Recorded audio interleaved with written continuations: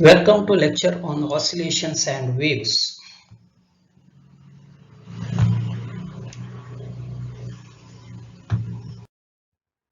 In the previous lectures, I have discussed that there are three cases possible under the damped oscillations. So in this lecture, I am going to discuss what is this different three cases. Those are over damping, critical damping, under damping. So three different damping cases. In addition to that, I am going to discuss what is a quality factor and what is the use of this quality factor, particularly under damped oscillations. In the last session, we discussed that for a body executing vibrations, the amplitude keeps on decreasing because of resistive or frictional forces, and the vibrations die out after some time. The motion is said to be damped by friction and is called damped vibration. For small damping, this frictional force is directly proportional to the velocity of the vibrating body. So using this idea, we got the expression for the displacement as x is equal to c into e to the power minus b plus square root of b squared minus omega squared into t plus d into e to the power minus b minus square root of b squared minus omega squared into t, where c and d are constants whose value can be obtained using initial conditions. So where c is equal to x naught by 2 into 1 plus b divided by square root of b squared minus omega squared, and d is equal to x naught by 2 into 1 minus b by square root of b squared minus omega squared. So in the above equation, as t varies, x varies, but nature of the damping depends upon the term square root of b squared minus omega squared. So depending on the relative values of b and omega, that is b is the damping factor and omega is the angular frequency. So depending upon these factors, there are three cases possible. So first let us discuss the case of overdamping. So if b squared is greater than omega squared, then square root of b squared minus omega squared is real and less than b. So here we can see this is a positive value. So this is positive now. So c will be positive and real. Similarly, d will be real here. So now the powers minus b plus square root of b squared minus omega squared t and minus b minus square root of b squared minus omega squared in the above equation are both negative, because here b squared minus omega squared is greater than 0, but it is lesser than b. So therefore here you will get some value lesser than b minus some lesser value. So similarly here minus b minus some value here. So again it is negative. So both the powers are negative now. So that means this is nothing but exponentially decreasing function. So therefore the displacement x consists of two terms, this one and this one, both dying off exponentially to 0 without performing any oscillations. Therefore body after passing through the maximum displacement simply slumps to its equilibrium position and rests there. So this is called overdamping. So here we can see, so after going to the first maximum, it goes to 0 here. So this is the displacement and this is the time. So there is no oscillation. So only after going to the first maximum, it is simply slumps to its equilibrium position and rests there. So this is called the overdamping or deadbeat motion. So we can define the overdamping is the condition under which the restoring and the resistive forces acting on the body are such that body is brought to halt at the equilibrium position without any oscillation. So this is called overdamping. Examples. So the motion of the pendulum in highly viscous liquid. So since frictional or the damping force is very high in this case, pendulum comes to rest after going to the first maximum. Second example is deadbeat moving coil galvanometer. So in this case, when the current is passed through a galvanometer, the coil oscillates about its mean position before comes to the rest. To bring the coil to rest immediately, the coil is wound on the metallic frame. Now when the coil oscillates, eddy currents are set up in the metallic frame which opposes further oscillations of the coil. So this in turn enables the coil to attain its equilibrium almost instantly without giving any oscillation. So this is the example for the overdamping or deadbeat motion. Next condition is critical damping. So this is the expression for the displacement. So x is equal to c into e to the power minus b plus the square root of b squared minus omega squared into t plus d into e to the power minus b minus square root of b squared minus omega squared into t. So where c and d are constants which can be obtained from the initial conditions. So these are the values of c and d.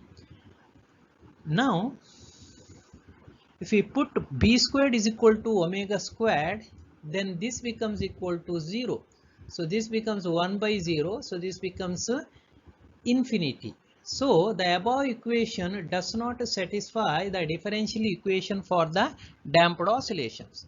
So therefore we will assume that square root of b squared minus omega squared is not 0 but equal to very small quantity epsilon. So that is square root of b squared minus omega squared is equal to epsilon. This epsilon tends to 0. So then the equation for x can be written as x is equal to, now square root of b squared minus omega squared is epsilon. So minus b plus epsilon into t plus d into e to the power minus b minus epsilon into t. So that is equal to e to the power minus bt. So you are taking e to the power minus bt outside. So c into e to the power epsilon t plus d into e to the power minus epsilon into t. This is equation 12. Since epsilon is very small, we can approximate e to the power epsilon t is equal to 1 plus epsilon t and e to the power minus epsilon t is equal to 1 minus epsilon t, because e to the power x is equal to 1 plus x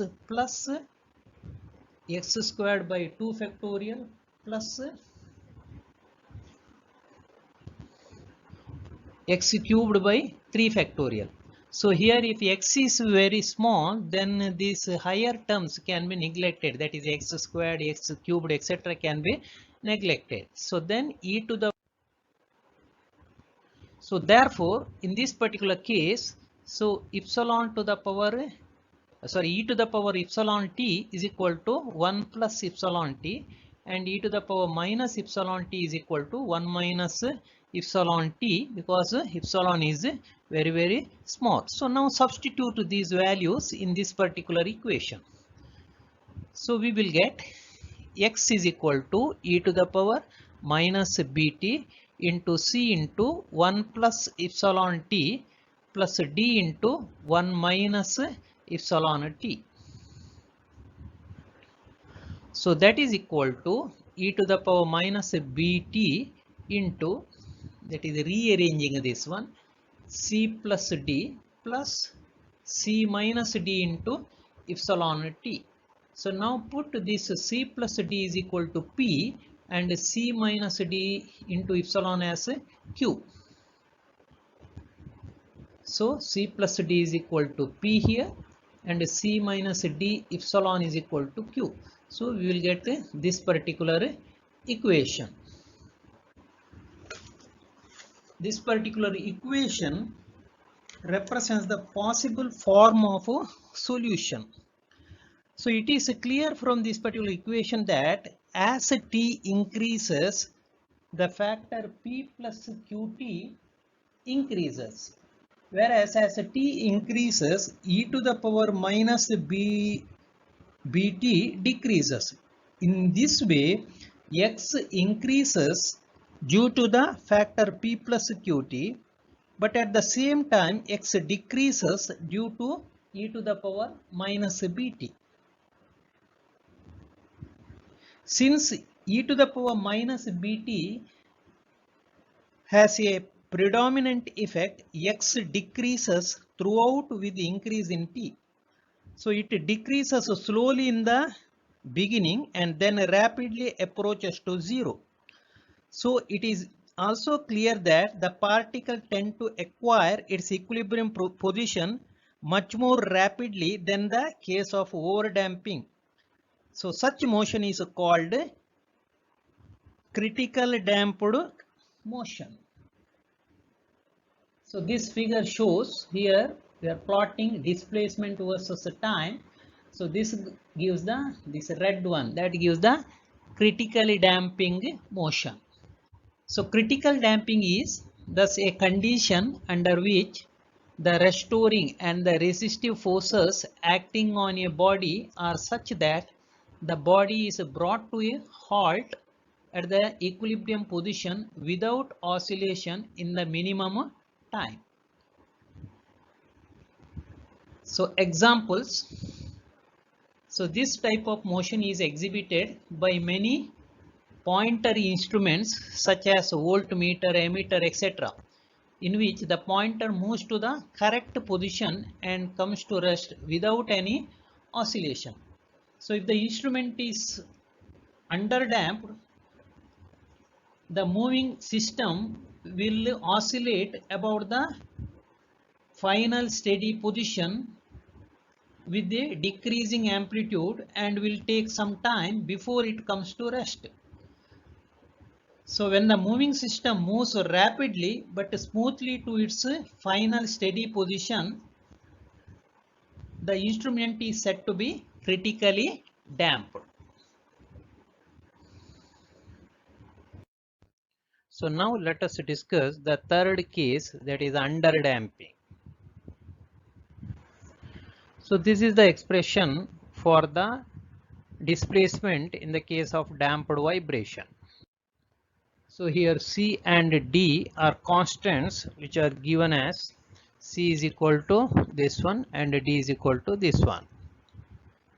So now under the underdamped condition, B squared is lesser than omega squared. So in that particular case, so square root of B squared minus omega squared becomes imaginary because B squared is smaller than omega square, so this becomes negative now. So square root of minus, so it becomes imaginary. So therefore it can be taken as square root of B squared minus omega squared is equal to I into square root of omega squared minus B squared. Now square root of omega squared minus b squared is real, because here omega squared is larger than b squared, so this is real, so that into I. So now this is imaginary, so this is the imaginary, so that can be taken as I into n. So where n is equal to square root of omega squared minus b squared, and I is equal to square root of minus 1. So now substitute for square root of b squared minus omega squared in this particular equation. So constant c is equal to x naught by 2 1 plus this one b divided by square root of b squared minus omega squared is in. So this is in, and d is equal to x naught by 2 1 minus b divided by square root of b squared minus omega squared is again in. So this is c and this is d. So now this equation becomes, so x is equal to, so this is c into e to the power minus b plus, so square root of b squared minus omega squared is in, so in into t plus x naught by 2, this is d, so into e to the power minus b minus in into t. So this square root of b squared minus omega squared is again in. So this is the expression for the displacement. So now we can take x naught by 2 into e to the power minus bt, it is common, so you can take it outside. So then the equation becomes x naught by 2 into e to the power minus bt into e to the power int into 1 plus b by in plus e to the power minus int into 1 minus b into b divided by in. So this equation reduces to this one. So that is equal to x naught by 2 into e to the power minus bt. Now rearranging this one.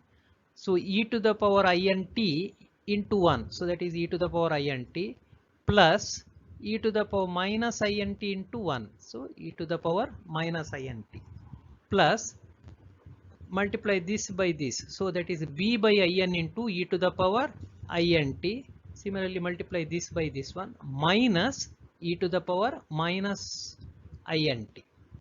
So this is the expression. Expression for the x is, so this is the expression for the x. Now from Euler's theorem we know that e to the power I theta is equal to cos theta plus I sin theta. So similarly e to the power plus or minus int is equal to cos nt plus or minus I sin nt. That is e to the power plus int is equal to cos nt plus I sin nt, and e to the power minus int is equal to cos nt minus I sin nt. So substituting for e to the power int and e to the power minus int in this particular equation, so e to the power int plus e to the power minus int equal to cos nt plus I sin nt plus cos nt minus I sin nt. So this I sin nt minus I sin nt gets cancelled, so we will get 2 cos nt. Similarly e to the power int minus e to the power minus int is equal to cos nt plus I sin nt minus cos nt minus I sin nt. So now cos nt minus cos nt gets cancelled, so I sin nt minus minus of minus, that is a plus I sin nt, so that is equal to 2I sin nt. So substitute for this and this from these two equation in equation 1. So we will get x is equal to x naught by 2 e to the power minus bt, so 2 cos nt plus b by in into 2I sin nt. So that is, here I gets cancelled, so this becomes equal to B by n. So taking this n outside, and 2 is common here, so you can take that 2 outside, so that gets cancelled with this particular 2. So this equation reduces to x is equal to x naught by n into e to the power minus bt into, so here n into cos nt plus b sin nt. So this is the expression. Now let us assume that this n is equal to alpha sin phi and this b is equal to alpha cos phi. So substituting in equation 2, so we will get x is equal to same thing, x naught by n into e to the power minus bt. So n is equal to alpha sin pi cos nt plus b is equal to alpha cos phi, so alpha cos phi into sin nt. So that is x is equal to, so here alpha is common, you take that alpha outside, so this becomes x naught into alpha by n e to the power minus bt. So this is sin phi cos nt plus cos pi sin nt. So that is of the form sin a cos b plus cos a sin b. So that is equal to sin a plus b. So therefore this is equal to sin nt plus pi. So that is equal to a into e to the power minus bt sin n pi nt plus pi.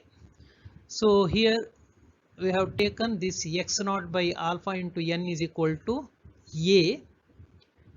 So then this is the equation. So here phi is the phase difference, so that is given by pi is equal to tan inverse of n by b.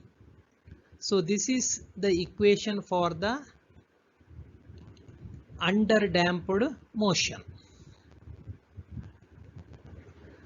So that is equal to a into e to the power minus bt into sine, this n is nothing but square root of omega squared minus b squared into t, so plus 5.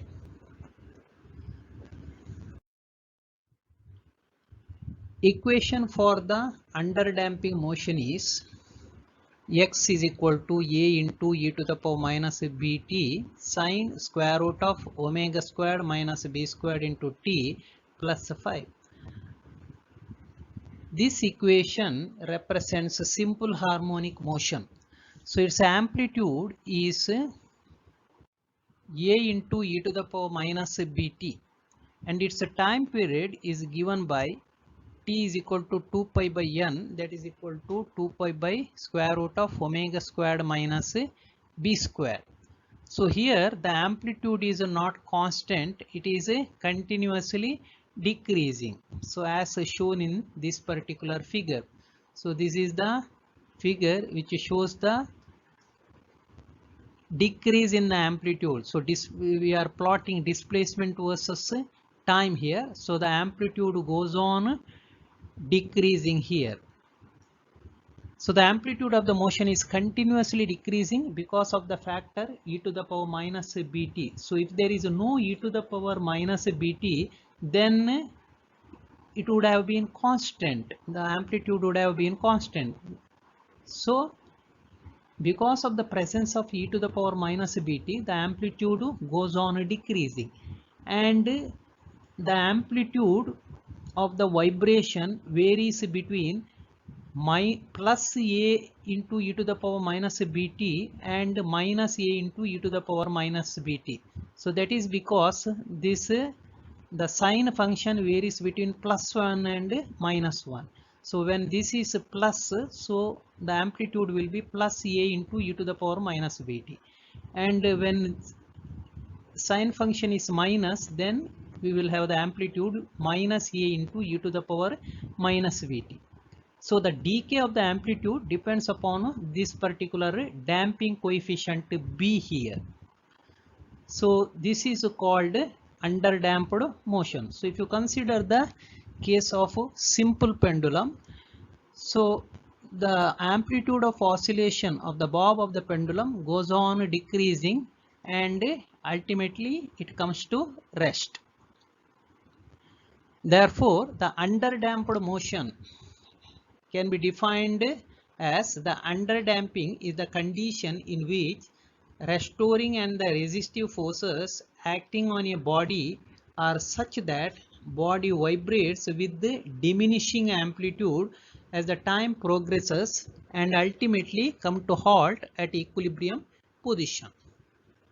So examples, the motion of the pendulum in air, the amplitude of the oscillation goes on decreasing and it comes to rest. Similarly, the electric oscillations of the LCR circuit.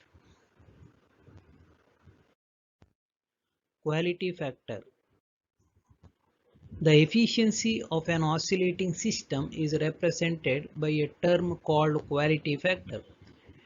It is the unitless quantity and it is denoted by Q. The quality factor Q of an oscillating system is the measure of a damping or the rate of energy decay. It is defined as 2 pi times the ratio of the energy stored in the system to the energy lost per period. So Q is equal to 2 pi into energy stored in the system divided by energy lost per period. So it can be also represented as Q is equal to omega divided by 2b. So where omega represents the natural frequency of the oscillator and 2b is nothing but R by M, where R is the damping coefficient and M is the mass of the oscillator. So Q is inversely proportional to the damping coefficient. So thus the high value of Q means that the damping of the oscillating system is low. Similarly, if the Q is low, that means the damping is very high. So the Q is the measure of extent to which the oscillator is free from damping. For example, if B is 0 or R is 0, then B is 0. So therefore Q will be infinite. So in that particular case, it is the undamped oscillator.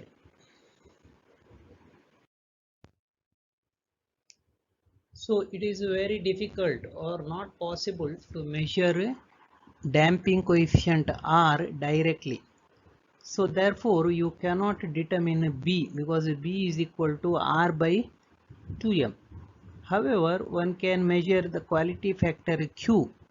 So one can describe the amount of damping with the quality factor Q. So we know that Q is equal to omega divided by 2b. So where omega is the natural frequency of the oscillator and 2b is equal to R by M, where R is the damping coefficient and M is the mass of the oscillator, or B is equal to omega divided by 2q. So from this one we can obtain the expression for the frequency of oscillation, that is frequency of oscillation N is equal to square root of omega squared minus B squared. So now substitute for B squared from this equation, that is in terms of Q. So N is equal to omega squared minus omega squared by 4q squared, because B squared is equal to omega by 2q. So B squared is equal to omega squared by 4q squared, or N is equal to omega into square root of 1 minus 1 by 4q squared. So this is the expression for the frequency in terms of quality factor Q. So equation for the damped oscillation, we know that equation for damped oscillation is d squared x by dt squared plus 2b into dx by dt plus omega squared x is equal to 0. So this is the general equation for any damped oscillations. So in terms of quality factor Q, this can be written as d squared x by dt squared plus omega by q dx by dt plus omega squared x is equal to 0. So this is a basic differential equation in terms of Q for any type of damped oscillation.